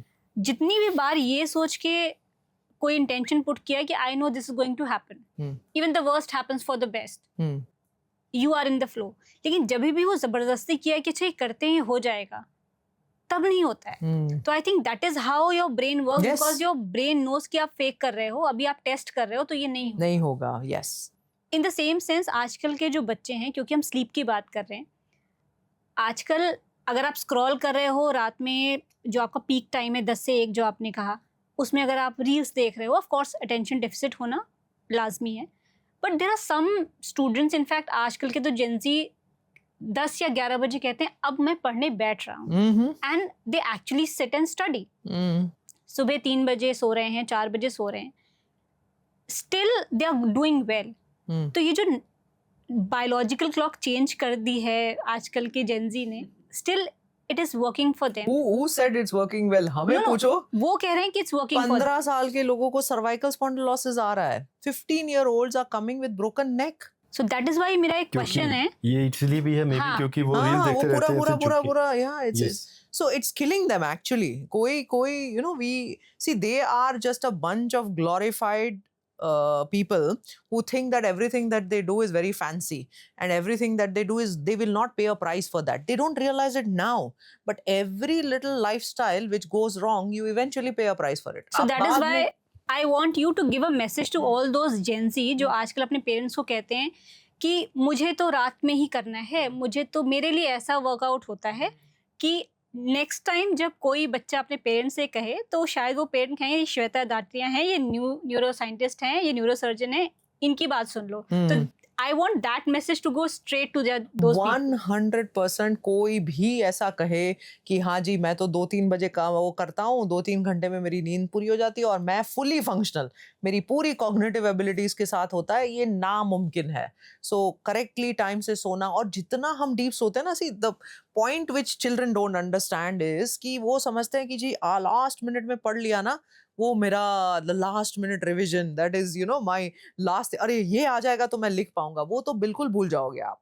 जो आपने सीखा है, जो स्लीप में कंसोलिडेट हुआ है, क्योंकि स्लीप उस चीज को पूरा लाइब्रेरी में भरती है, उसको इनकोड करती है, स्टोर करती है, उसको पूरा सील कर देती है। अब आपने वो तो दिया ही नहीं स्लीप, जहाँ पे वो सीलिंग होना था, तो बिना सील के तो वो आगे ही नहीं बढ़ेगा, उस टाइम पे उनको याद ही नहीं आएगा। तो ये पूरा जो फंडामेंटल है ना साइकोलॉजिकली, मैं तो कहती हूँ कि उनकी फाइनेंशियल लाइफ पे भी वो असर होगा, उनकी रिलेशनशिप पे ये असर होगा, जो इनको अभी नहीं समझ में आ रहा है। And we have done that, let's be honest also. जब हम 15, 16, 17 साल के थे तो कितने बार हमें बताया गया कि 2 बजे 3 बजे हम सोते थे, घूमते थे, and at that time we never realised it. But मुझे ऐसा लग रहा है कि इस जनरेशन की एक खासियत भी है, एज पर हमारे पास इतनी इन्फॉर्मेशन नहीं थी, इनके पास इन्फॉर्मेशन का कोई वो नहीं है, it's a super highway for them. So अगर वो समझ जाते हैं, इन्फॉर्मेशन टू ट्रांसफॉर्मेशन का स्टेप ले लेते हैं, सप्लाई टू अप्लाई का स्टेप ले लेते हैं, तो these are the most privilege people. GPT सबका अपना काम कर रहा है और AI is doing all the work for them, तो उनके पास टाइम का तो कितना वो है to use it for creative purposes, true. For self inquiry. मुझे तो ऐसा लग रहा है कि अगले 10 साल दो चीजें होने वाली है, कॉन्शियसनेस में बहुत ज्यादा काम होने वाला है और क्रिएटिविटी पे बहुत काम होने वाला है, बिकॉज बाकी सारे काम तो एआई कर ही लेगा। आपने बात बड़ी अच्छी कही है डॉक्टर श्वेता, क्योंकि आज के जो जेनजी ग्रुप है इनके लिए हर चीज़ अवेलेबल है ऑनलाइन। बिकॉज मुझे अपना वक्त याद है, हमें कोई न्यूज़ निकालनी होती थी तो लाइब्रेरी जाते थे। लाइब्रेरी या गांव में कोई हमारे प्रधान होते थे, उनके हम्म। पास पिछले 10 साल के न्यूज़पेपर, तो सुबह बैठते थे, करेक्ट। पेपर से स्मेल भी आती थी नमी वाली, Yes. लेकिन वो हमें इंफॉर्मेशन ढूंढने में एक दिन पूरा लगता था। आज गूगल में आप डालो और चैट जीटीपी आपको, सॉरी एआई, पूरा का पूरा आपको data yes, with in 2 minute निकाल के दे देगा। बिल्कुल बिल्कुल बिल्कुल। तो जैसे जैसे ये हमारा आसान हो जाता है, are we actually making our lives easy? ये एक क्वेश्चन बड़ा हुआ बट है। वो Are we- वक्त बहुत अच्छा था डॉक्टर श्वेता, बहुत जब अच्छा था। मुझे आज भी याद है 10 से 12 घंटे लगते थे एक न्यूज़ निकालने में, लेकिन उन्हीं 10-12 घंटों में हम बहुत सारी चीज़ें और अखबारों में पढ़ भी लेते थे यस, और वो दिमाग में रहती थी वो चीज़ें। वो क्या था ना, एक्सपेंसिव डोपामीन था। अब हम चीप डोपामीन पे आ गए हैं। यस, अब उस टाइम पे मान लीजिए मैंने न्यूरोलॉजी किया और इतना गोल्ड मेडल मिला वगैरह, तो एक अलग प्राइड था कि भाई तुम इतने घंटे लाइब्रेरी में बैठते थे, ये करते थे। मान लीजिए उस टाइम पे इंस्टा होता और अगर मैं ये रील डालूं कि जी हाँ, इतने एफर्ट्स के बाद मुझे ये डिग्री मिली है, तो that is a expensive dopamine. अब क्या है, मैंने खाली अपना कुछ भी कर लिया, some funny this that I made, and now I am waiting for the people's accolades and the reel, this cheap yes, dopamine. Every single time I am anticipating, और वो धीरे धीरे धीरे डोपामीन का वो है, वो खत्म ही हो रहा है। So I am disserving my brain. Yes, exact. एक और बहुत क्रूशियल टॉपिक है जिसके बारे में पहले बातें नहीं होती थी, मेनोपॉज। आज के टाइम में हर दूसरा इंसान ये अवेयरनेस फैला रहा है कि there is a huge shift of mindset, brain wiring, जब आप मेनोपॉज पे आते हैं। इनफैक्ट पोस्टपार्टम डिप्रेशन के बारे में भी अब बहुत बातें हो रही हैं। मे बी अवेयरनेस बढ़ रही है इसलिए हम इस पे फोकस कर रहे हैं, ये एक्चुअली में शिफ्ट है, या हमारी, अगर जैसे मम्मियाँ या दादियाँ नानी कहेंगी हमारे टाइम पे तो ऐसा नहीं होता था, तो आई थिंक होता था, उन्हें रियलाइज नहीं होता था या अवेयरनेस नहीं थी। बहुत अच्छा क्वेश्चन पूछा आपने। तो पहले तो पुराने ज़माने वाली बात करते थे। सी, एवरी एज जब आप ट्रांजिशन करते थे तो कुछ कुछ रिचुअल्स ऐड किए जाते थे।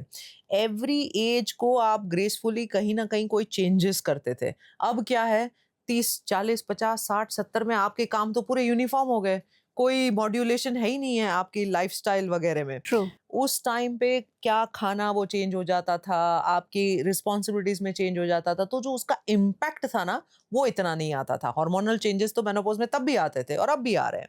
ईस्ट्रोजन कम हो जाता है, ईस्ट्रोजन के रिसेप्टर्स जो है वो ब्रेन में बहुत बढ़ जाते हैं। There is a massive rise because now the brain becomes oestrogen hungry. तो जितने जितने प्रोसेसेस होने चाहिए वो नहीं होते हैं। ऑटोनॉमिक नर्वस सिस्टम में फ्लक्चुएशन, तो हॉट फ्लशेस आना, कॉग्निटिव फॉग, मेमोरी का क्लियर होना, मेमोरी बहुत बड़ा वो हो जाता है कि लैप्सेस आ जाते हैं मेमोरी में, तो वो सारा मेनोपॉज ब्रेन की निशानियां हैं। और वो काफ़ी doctor, there's a beautiful book called Menopause Brain, और उनमें उन्होंने फंक्शनल एमआरआई करके एक चीज को बड़ी बारीकी से समझा है कि ब्रेन में इतनी हिपोकैम्पस जो हमारा मेन मेमोरी का स्टोर हाउस होता है वो श्रिंक हो जाता है, इतनी इतनी फ्रंटल कॉर्टेक्स पे असर आती है, मूड का चिड़चिड़ापन कहाँ से आता है, क्योंकि अमिगडाला का भी थोड़ा सा चेंज हो जाता है। तो ये सब कुछ हमें पता है, we know this. Now the question comes is कि why can't we be mentally prepared for it and intentionally avoid it?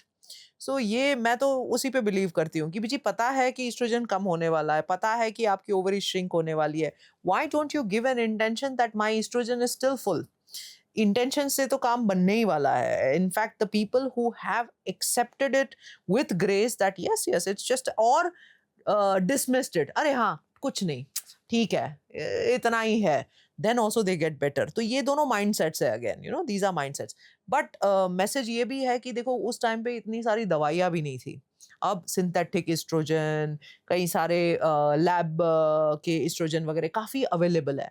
तो if people do suffer from symptoms they should opt for the medications also, क्योंकि brain पे काफ़ी असर रुक जाता है, फिर bad effects on the brain. क्या यही पोस्ट मेनोपोजल, जिसको हम HRT बोलते हैं, हार्मोन रिप्लेसमेंट थेरापी। क्या यही रीज़न है कि बहुत सारी फीमेल्स उन्हें नहीं पता है, आज के टाइम की बात कर रही हूँ, कि पोस्टपार्टम डिप्रेशन क्या होता है, या जो मेनोपॉज से जा रही हैं उनको नहीं होता है, क्योंकि दे नो कि ठीक है, इट्स अ फेज, अभी डिलीवरी हुई है तो this is okay. So because they have accepted it as a biological process, तो उनको वो डिप्रेशन नहीं लगता है, Correct. एक्सेप्टेंस लगता है. Correct. तो I think acceptance is the major thing that- Exactly, awareness and acceptance, this is very very important because you have to go through that phase.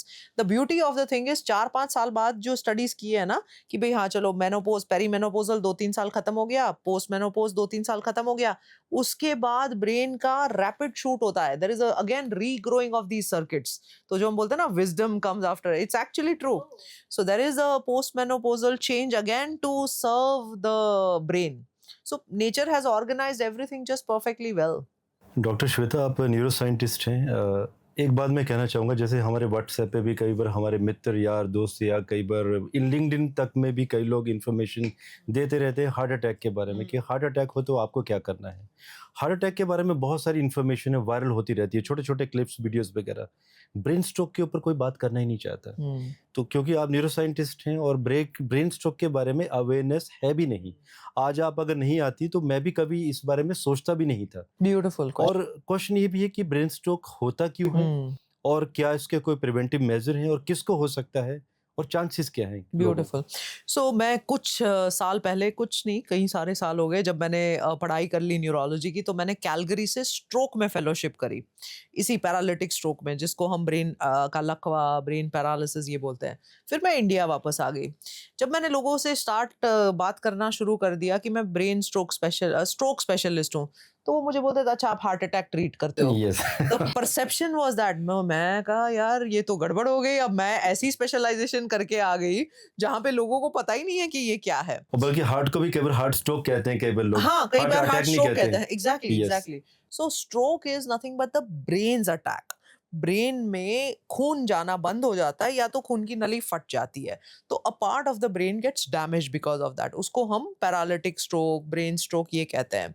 तो मुझे literally it was a big shock for my life. तो उस time पे मैंने decide कर लिया कि मैं इसकी अवेयरनेस फैलाऊंगी. इंग्लिश के उसमें हम कहते हैं फास्ट. सो फेस, अगर आपका चेहरा टेढ़ा हो जाए, आर्म, अगर आपके आर्म में वीकनेस, ताकत कमजोर हो जाए, स्पीच, बोलने में प्रॉब्लम आ जाए, तो time is very important. You have to rush, जल्दी जल्दी हॉस्पिटल जाना है बिकॉज 3-3.5 घंटे में आपको वो क्लॉट को ठीक करना है. अगर नली फटी भी है तो प्रेशर को कम करना है. तो फास्ट वाज द थिंग. फिर मैंने सोचा 85% of the Indian population Hindi speaking है, तो इंग्लिश वाले ये सारे कैंपेन्स जो चलाते रहते हैं वो चलेगा कैसे. जी हाँ. तो हमारी टीम ने इतने सालों पहले, and I am talking this at least रफली आई थिंक 15-16 साल पहले, एक कैंपेन चलाया था जिसका नाम था बचाओ. बाजू कमजोर हो जाना, चेहरा टेढ़ा हो जाना, आवाज थरथराना या बोल ना पाना, वक्त अब न गवाना, तुरंत अस्पताल पहुंच जाना. And we had given to some 17,000-18,000 clinics across the country. And our message was very clear कि भाई फटाफट अपने आर्म को बचाओ, लेग को बचाओ, स्पीच को बचाओ, बिकॉज एक बार टाइम गुजर जाता है फिर वो परमानेंट हो जाता है पैरालिसिस. Yes. अब आपका दूसरा क्वेश्चन है कि ये होता क्यों है. शुरू तो वही वो स्ट्रेस से हुआ था. Yes. स्ट्रेस वाली लाइफ, ध्यान नहीं रखा, ब्लड प्रेशर आ गया, फैमिली में जेनेटिक हिस्ट्री है, शुगर की प्रॉब्लम है, सारा ओबेसिटी है, सारा कुछ ये कंपाउंड होते होते आर्टरीज जो होती है हमारी, ब्लड वेसल्स जो होती है जहाँ से खून की नली होती है, उसमें चोकिंग हो जाता है. एग्जैक्टली द सेम वे जैसे हार्ट में चोकिंग हो जाता है, सेम वे ब्रेन में चोकिंग हो जाता है. अब लोग कहते हैं जी अचानक हो गया. लकवा अचानक ही होता है. वो होते होते होते होते at a point in time it just stops. नली, अब खून बंद हो गया. And it is quite distressing कि हम यंग लोगों को देखते हैं. चलो पहले तो 70-75 इयर्स के ऊपर आता था, लेकिन nowadays the age is shrinking. Between 40 and 55 are the most strokes that we are seeing. ये थोड़ा सा ना मुझे, and same thing for Alzheimer's dementia, जहाँ पे आप मेमोरी लॉस वगैरह करते हो, वो अब हम 40 to 50s में देखने लगे हैं. जी हाँ. This is disturbing for me.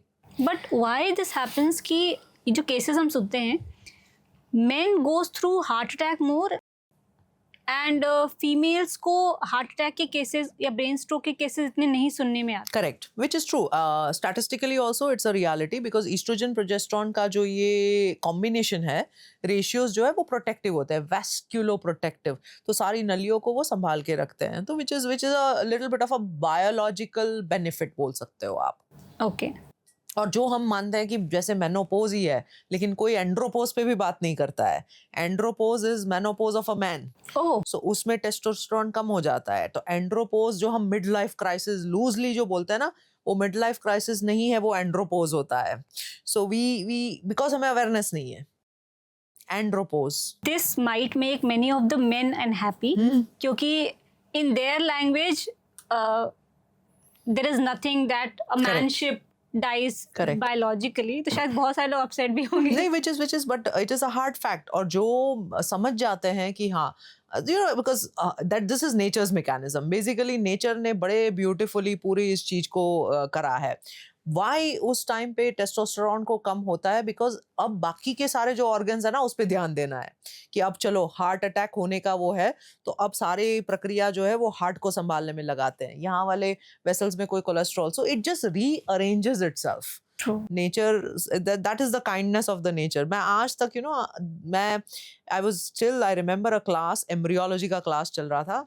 So I was an atheist basically. मैं कभी कोई भगवान स्पिरिचुअलिटी किसी में मानती नहीं थी। और वी वर कमिंग फ्रॉम, दोनों मम्मी पापा मेडिकल फील्ड से है। I was some 19 years old। Joined the medical school का सेकंड ईयर चल रहा, फर्स्ट ईयर में लास्ट में चल रहा था, एम्ब्रियोलॉजी का क्लास चला। एंड एक sperm, ovum, zygote and a baby, and I am like यार इसके पीछे कोई तो होना चाहिए, क्योंकि ये पॉसिबल ही नहीं है। इतना ब्यूटीफुल डिजाइन, इस पूरे चक्कर में 4 सेल हो गए, 4 के 8 हो गए, जो हम mitosis, meiosis. Yes. This is mind blowing.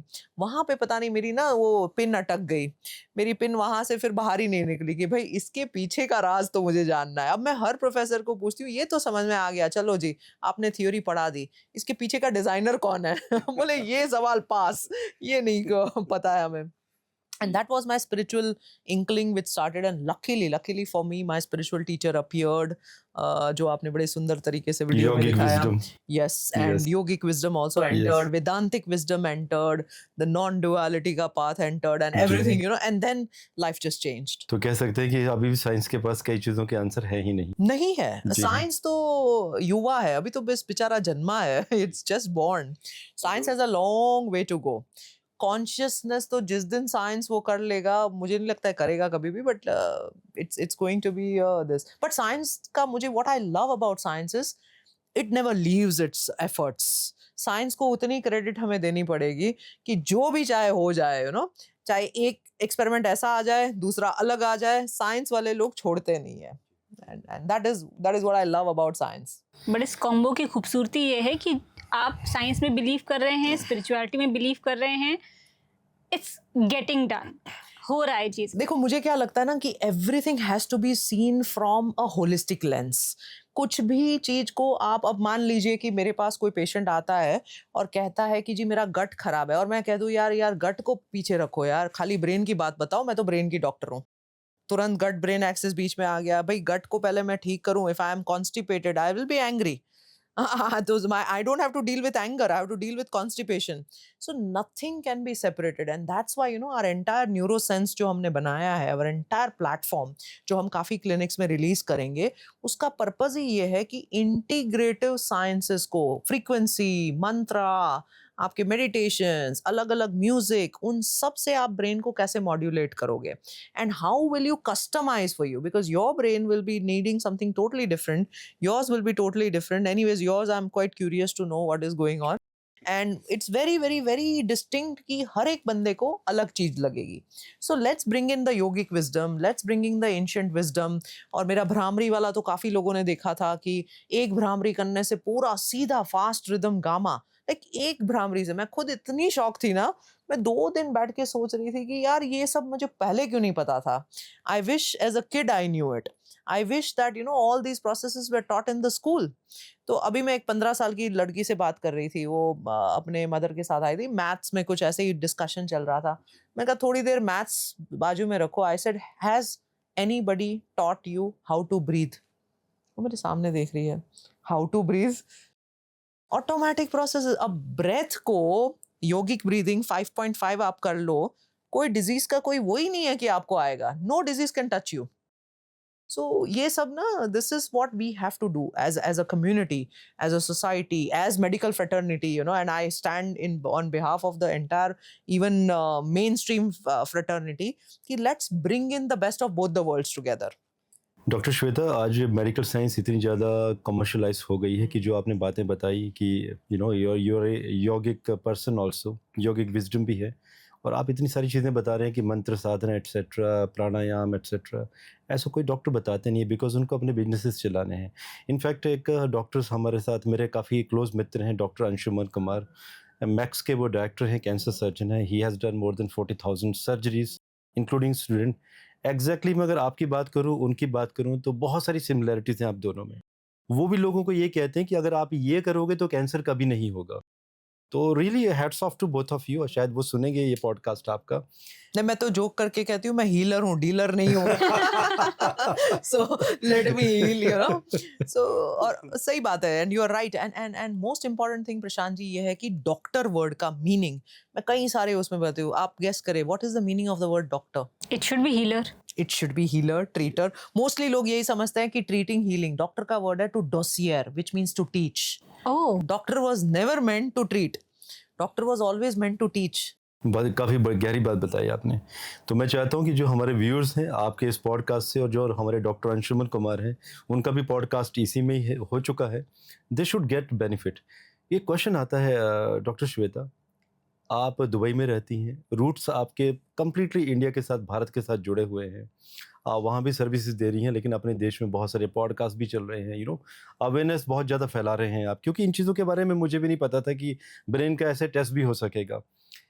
कहीं ना कहीं ये मेरा अपना ओपिनियन है, मुझे ऐसे लगता है कि नो, वी एशियन पीपल और इंडियन पीपल, हमारा डीएनए बहुत स्ट्रांग है, we are the intelligent breed. क्योंकि हमारे जो बच्चे 15 वर्ष में मैट्रिक कर लेते हैं, ऐसे अगर हम वेस्ट में चले जाएं तो जितना ब्रेन हमारे 15 वर्ष के बच्चों के पास है, वो विजडम उन लोगों के पास 27-28 वर्ष के पास आती है। तो क्या हमारी ये we are the intelligent breed, या ये जो वेस्टर्न के लोग हैं, वो 3 इडियट वाला डायलॉग कि उनकी ब्रेन अभी वो यू नो यूज नहीं हुए, बिक सकते हैं मार्केट में? Like that.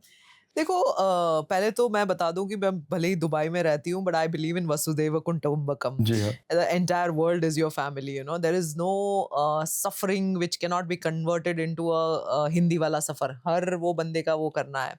So मेरा खुद का विजन, मिशन, लैब इसीलिए बनी गई है, न्यूरोसेंस इसीलिए आएगा, सारे एवरी प्रोसेस इसीलिए आएगा कि 10 मिलियन लोगों को तो हमें पर्सनली पहुंचना है, कि जहाँ जहाँ जो भी दुख हो, जो भी सफरिंग हो, जहाँ से भी ब्रेन की कोई भी पीड़ा हो, वहाँ पे हम कैसे हेल्प कर सके। अब the other interesting part of you know the question that you asked is Indian wisdom. Difficult question पूछ लिया शायद मैंने। नहीं, it is an interesting question because you know, देखो वेस्ट का जो रूट्स है कितने सालों का है? 300, 400, 500 at best, not more than 500 years। एंड हमारी संस्कृति प्राचीन कहाँ से चल रही है? ages, you know, it's been 5, 6, 7,000 तो ऐसे ही पकड़ लो years का। So all the subconsciously जो genetic ये भी होता है, उसको कई साल हो गए ना। So it comes in a very different form। अब situation आसपास का वो भी देख लो। See, there is something called the street wisdom and there is something called the book wisdom। So वहाँ पे वेस्ट में आप book wisdom तो बहुत ले लेते हो, लेकिन street wisdom नहीं आता है, क्योंकि आपके पास इतना कोई interaction नहीं है, social capital नहीं है, आपके आसपास वाले लोग आपसे बात नहीं करते हैं। Loneliness in the west is becoming a pandemic, so it is getting difficult. लेकिन the other thing which I appreciate about the west, and मैं बहुत फॉर्चुनेट हूँ क्योंकि मैंने पढ़ाई वेस्ट से भी करी, ईस्ट से भी करी, यहाँ से भी करी, I have stayed in some 6-7 countries. सबसे जो इम्पोर्टेंट चीज ये है ना कि they never take things granted. उनकी जो जॉब होती है उसमें भी वो पूरी शिद्दत से काम करते हैं। एफर्ट्स जो उनका रहता है ना, अमेजिंग रहता है। हम थोड़े से लेजी है बिकॉज वी हैव गॉट, हमारे पास सब कुछ ना इजीली आया है। अब हमारी वेदर्स भी देखो, कौन से ऐसा देश है जहाँ पे आपको चारों की चारों सीजन इतनी अच्छी मिलती है? कौन सी कंट्री में आपको, यू नो, अब सुबह सुबह, मैं तो कनाडा में थी, सुबह सुबह आइस भी साफ करो, वो बोलता है ना जोक है, सुबह डॉक्टर रामू नहीं डॉक्टर राम, शाम को Ramu. That is what you have to become in the west, right? So ये मतलब एक ऐसा देश है हमारे पास जहाँ पे पहले के जमाने सोने की चिड़िया क्यों कहते थे, रिसोर्सेस की कमी नहीं थी, सोशल कैपिटल इतना था। तो जाहिर सी बात है विजडम हैज टू कम, नहीं है तो प्रॉब्लम है। But what are we doing? अब हम कर क्या रहे हैं? Blind copy of the west. जहाँ जहाँ पे हमने वेस्टर्नाइजेशन लाइफस्टाइल में इंट्रोड्यूस करना शुरू कर दिया, प्रॉब्लम है। अब अगर मैं गल्फ कंट्रीज की ही बात करूं, इतनी गर्मी है लेकिन वहां पे सबसे ज्यादा कॉफी शॉप्स है। Coffee is not required, coffee खुद ही एक गर्म तासीर की होती है। अगर हम आयुर्वेदा के प्रिंसिपल वगैरह से करें, आप गर्म कंट्री में गर्म कॉफी पी रहे हो तो what will you do to your gut? मतलब आप तो लिटरली एसिड ही डाल रहे हो अपने बॉडी में। So everything has to be balanced. तो डॉक्टर श्वेता, बहुत सारी बातें हमने ब्रेन को डिकोड करते हुए सोची हैं, कही हैं, डिस्कस की हैं। एक और क्वेश्चन है, क्यों एक पर्टिकुलर सिचुएशन में दो डिफरेंट लोग प्रोबेबली ऑफ सेम घर के, सेम सिबलिंग, अलग अलग तरह से रिएक्ट करते हैं? इसके पीछे क्या साइंस है? क्योंकि पेरेंट्स अपने बच्चों को यूजुअली सेम अपब्रिंगिंग देते हैं, क्यों एक घर के दो लोग एक सिचुएशन में अलग अलग तरह से रिएक्ट करते हैं? आप तो दो लोगों की बात करते हैं, ट्विन्स पे स्टडी किए गए हैं। In fact same twins, you know, the same genetic makeup वाले ट्विन्स, वो भी अलग अलग रिएक्ट करते हैं। And that is where the mystery continues ना। सब कुछ साइंस को पता होता तो मजा आ जाता था ना। That is where some kind of a past, you know, उनकी डिजायर्स या past impressions which also come and play a very important role in their life. And कहीं ना कहीं आई एम श्योर वो दोनों पैदा होते हैं लेकिन प्लैनेट्स तो अलग अलग रहते होंगे ना। यस बिल्कुल। Very different planets, very different ways in which the planets would be also केवल प्लैनेट interacting. सेम भी रहते हैं लेकिन हमारा एक D60 चार्ट होता है हाँ। जिसको षष्ठ्यांश कुंडली कहते हैं। अच्छा। उसमें हर 90 सेकंड बाद प्लैनेट चेंज हो जाते हैं। Oh, और interesting. 90 सेकंड का तो डिफरेंस रहता है रहता ही रहता है, कितना भी कर लो आप, Yes. उतना तो is minimum, I think ना, उतना तो रहेगा ही। So there are a lot of other factors. So there are a lot of आध्यात्मिक factors, आधिदैविक factors, other unseen factors, unknown factors which also play a very important role. लेकिन अब अगर हम forget the twins, अगर हम normal दो लोगों की भी बात करें, they are raised in the same environment, they are raised in the similar this, लेकिन उनकी जो brain की basic circuits है ना, वो भी अलग है। because वो जो 9 months में womb में जो circuits बनती है, उसमें भी base में अलग होता है। तो what you are starting with the base and then what environment comes in, that decides the final output. और womb में उस conception के time पे तो आप जो चाहिए वो कर सकते हो। It is like a, you know, literally like a canvas and a paint. You can paint and do anything that you want. That means brain can be easily rewired अगर आप चाहें तो। Easily rewired, anything that you want to instill. अब मेरे में case में तो accidentally Gayatri मंत्र instill हो गया था। So my mom used to be working in a laboratory. वहाँ पे आर्य समाज के उसमें गायत्री मंत्र चलता रहता था और उनकी पोस्टिंग थी पूरे साल। तो मैं जब तक 9 months womb में थी, गायत्री मंत्र चलता था all day long. और मैं I was a late speaker. 3-3.5 साल तक I was not speaking. तो मेरे मम्मी पापा तो दोनों मेडिकल फील्ड से, तो बड़े वो हो गए थे, पीडियाट्रिशियन, ENT, ये डॉक्टर वो doctor, and nothing was working. And then they shifted to my grandparents' place क्योंकि वहाँ पे सब बोलते थे ये वो, because otherwise वहाँ पे मेरे घर पे तो सब घर पे चले जाते थे काम पे। And I started to speak 4 साल की उम्र में या उससे भी जल्दी, whatever I spoke first was Gayatri मंत्र। ओह, स्ट्रेंज, मतलब बहुत बड़ी बात और बताई आपने। उस टाइम से आज तक गायत्री इज माय इष्ट। सब कुछ, everything for me begins with Gayatri, ends with Gayatri. So इसके पीछे भी साइंस है कि जब कहते हैं ना अभिमन्यु ने सुन लिया था अपनी माता की के गर्भ बिल्कुल, में, बिल्कुल। या आज भी कोई अगर स्त्री प्रेग्नेंट होती है तो कहते हैं अच्छी चीजें सुनो, अच्छी चीजें पढ़ो, क्योंकि बच्चे का ब्रेन रिवायर हो रहा होता है। अब आप तो हम कंसेप्शन की बात कर रहे हैं या गर्भ संस्कार की बात कर रहे हैं। We are coming up with a program, it's called script of soul. 2-3 healers and experts from US also are part of the program कि how do you design that soul, जो cosmically you are inviting that soul, उसके लिए क्या आप prepare करोगे, and is that possible? और वो हमने ना, we all went to this place, beautiful, आदि शंकराचार्य जी का घर है, आदि शंकराचार्य निलायम in कोचिन, and अष्टसिद्धि थी उनको, आदि शंकराचार्य जी। उस टाइम पे हमें रियलाइज हुआ कि अगर उनकी मदर ऐसा करके ये अष्टसिद्धि कर सकती है तो हम मॉडर्न टाइम में भी why can't we invite a soul with a script, and that's how script of soul was born. So हमारे पूरे मॉड्यूल्स है स्क्रिप्ट ऑफ सोल के कि भाई people who want to have preparedness. See, most of the times children are got accidentally. There is no incidental preparation for a child. So why can't we do that? And can we invite those souls into a great brain, into a great body, into a this कि हम, you know, and human beings को एक blessing बन जाए। So creating intelligently is more important than cloning scientifically. Agreed. Cloning scientifically तो is copy paste ना, वो Xerox वाली scene है। डॉक्टर श्वेता, एक क्वेश्चन उठता है, जैसे कई बार रील्स आती हैं कि अगर किसी को हार्ट स्ट्रोक आए तो लेग्स को 45 डिग्री ऊपर कर दिया जाए, and because of that heart में ब्लड ज़्यादा पहुंचेगा जो हमारे वाइटल ऑर्गन्स होते हैं, and because of that person can revive immediately.